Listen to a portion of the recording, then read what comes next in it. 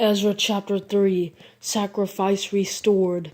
By the 7th month, the Israelites had settled in their towns, and the people gathered together in Jerusalem. Jeshua son of Jozadak and his brothers the priests, along with Zerubbabel son of Shealtiel and his brothers, began to build the altar of Israel's God in order to offer burnt offerings on it, as it is written in the law of Moses, the man of God. They set up the altar on its foundation and offered burnt offerings for the morning and evening on it to the Lord, even though they feared the surrounding peoples. They celebrated the festival of booths as prescribed and offered burnt offerings each day based on the number specified by ordinance for each festival day. After that, they offered the regular burnt offerings and the offerings for the beginning of each month, and for all the Lord's appointed holy occasions, as well as the freewill offerings brought to the Lord.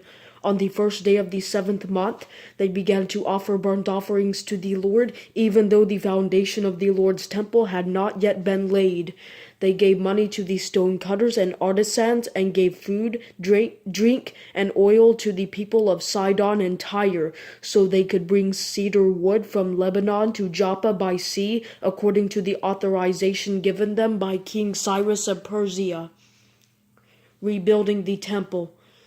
In the 2nd month of the 2nd year after they arrived at God's house in Jerusalem, Zerubbabel son of Shealtiel, Jeshua son of Jozadak, and the rest of their brothers, including the priests, the Levites, and all who had returned to Jerusalem from the captivity, began to build.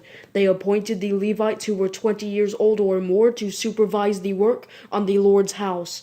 Jeshua with the sons and brothers, Kadmiel with the sons, and the sons of Judah and of Henadad with their sons and brothers, the Levites, joined together to supervise those working on the house of God. Temple foundation completed.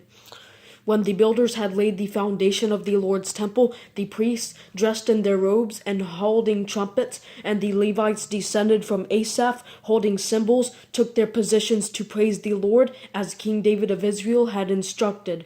They sang with praise and thanksgiving to the Lord, for he is good. His faithful love to Israel endures forever. Then all the people gave a great shout of praise to the Lord, because the foundation of the Lord's house had been laid. But many of the older priests, Levites, and family leaders who had seen the first temple wept loudly when they saw the foundation of this house, but many others shouted joyfully. The people could not distinguish the sound of the joyful shouting from that of the weeping, because the people were shouting so loudly, and the sound was heard far away.